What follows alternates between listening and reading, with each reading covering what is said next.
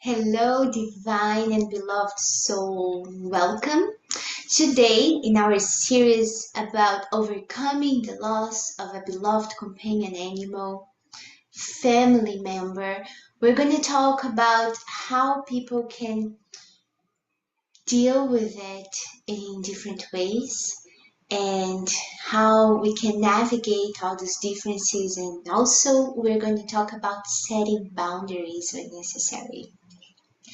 So we touched on this a little bit before about how people from the same country, same state, same town, and many times from the same family that live under the same roof might have so many different personalities and different ways to perceive life, to approach and receive and respond with different beliefs and so on.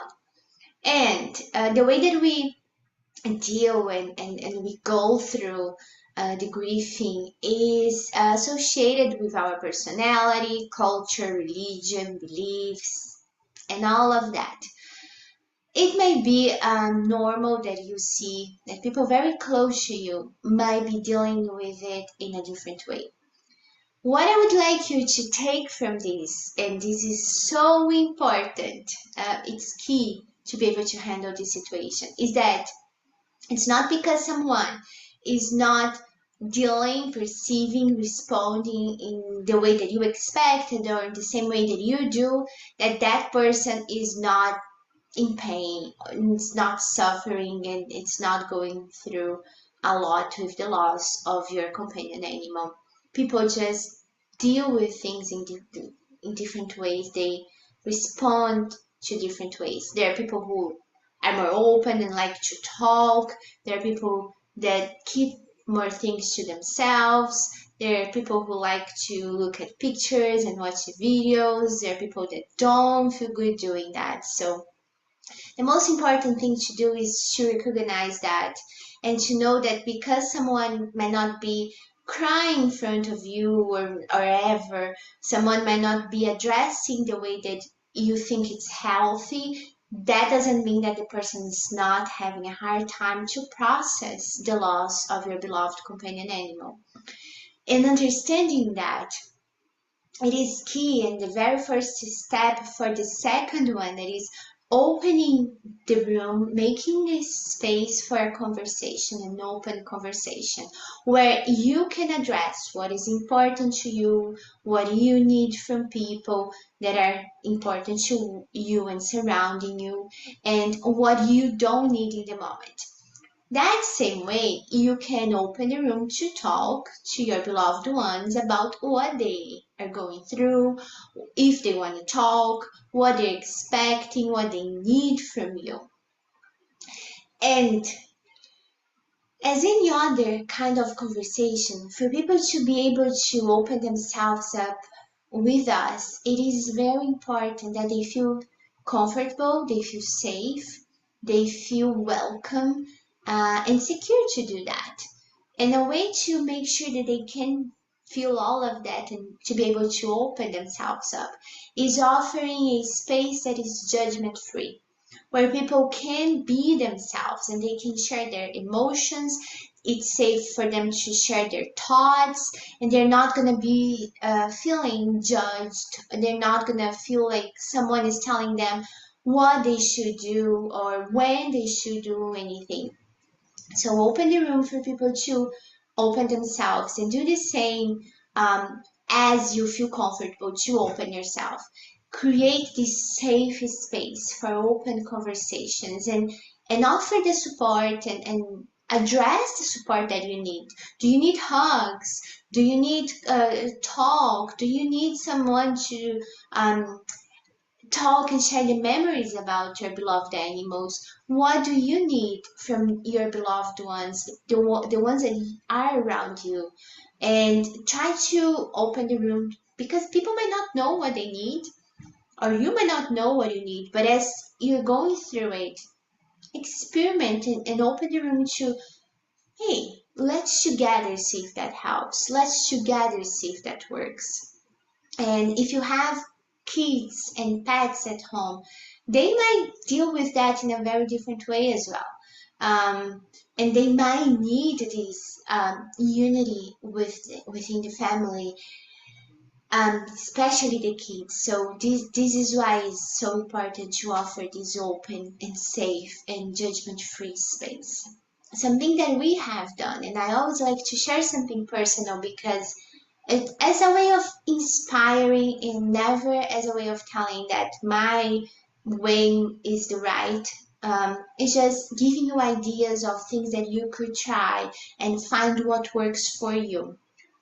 But something that we did is being together and holding each other's hand and going for walks together, and even bringing our cat in the stroller. And I would always say this is hard on all of us.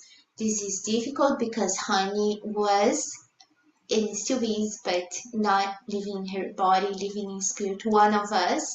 And we are all processing, we are all in pain, and this is a moment that the family needs to be together. So we're gonna go for a walk, and you too, Kitty, and that would be our moment to be together. And also having conversations with my husband about memories that we would be having and things that were going through our minds, just having someone that you trust to be able to open your heart and be yourself, and the person is listening to you without judgment and offering them maybe sometimes just their ears, sometimes a hug, sometimes in a device, but try to work on this unity with the family, finding something that you can do together with the ones that are also um, navigating this huge loss, and figure out what you guys can do as a way of honoring your beloved animal. We're gonna have a whole video about that we're gonna go deeper in details, but there might be some things that you can figure out, either talking, looking at pictures, or just hanging out together.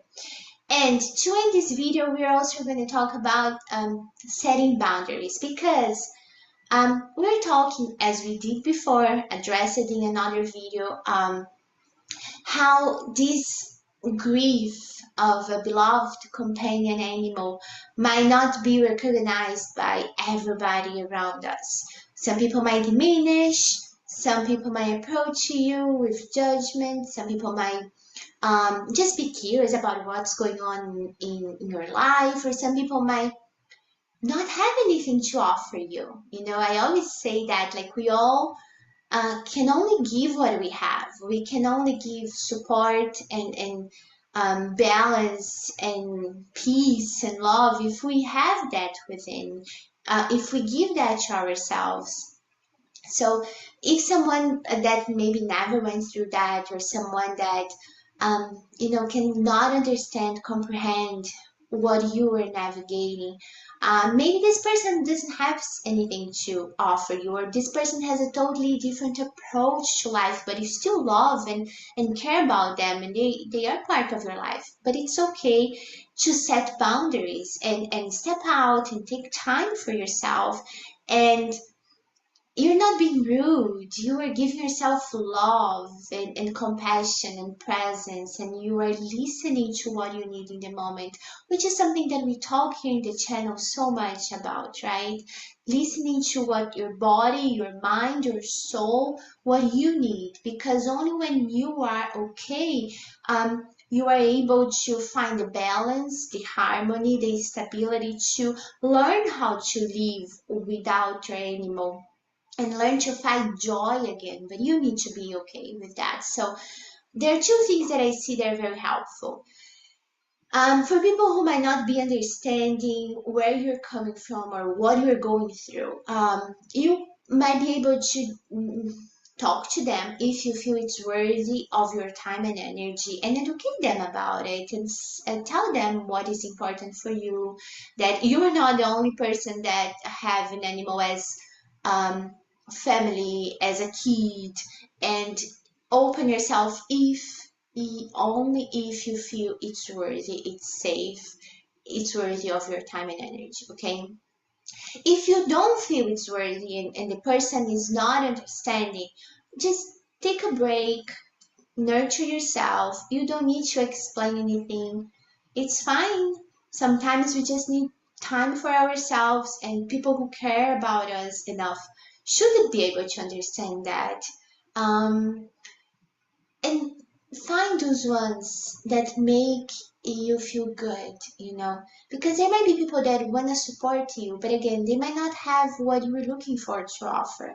So find those people that maybe you feel comfortable opening yourself, or they share the same mindset and approach to life or spirituality or animals and so on. And make sure that you are perceiving how you're feeling after having a conversation, after hanging out with someone.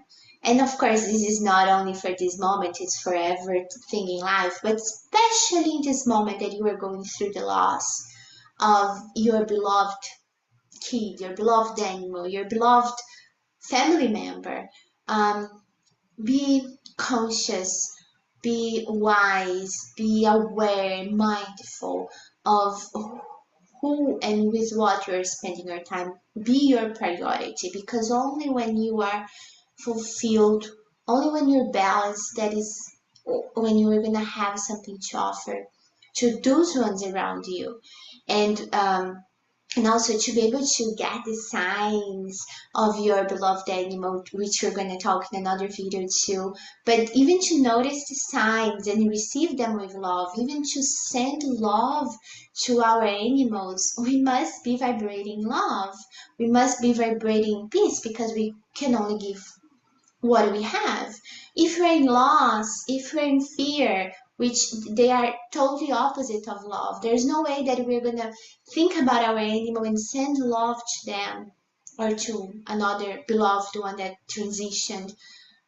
Anywhere they are, we need to be vibrating love, to be able to at least send them love, to be able to perceive their signs and receive with gratitude and love, and to communicate with them, which I'm gonna talk a little further down the road. But we're gonna end this video here, and if you have any questions, feedback, insights, make sure you comment below. If you didn't subscribe to the channel yet, please do. Give this video a like if you enjoy it, and welcome to our community. And thank you so much for watching and for being here. Bye bye. See you soon in the next video. We're going to be talking about spirituality.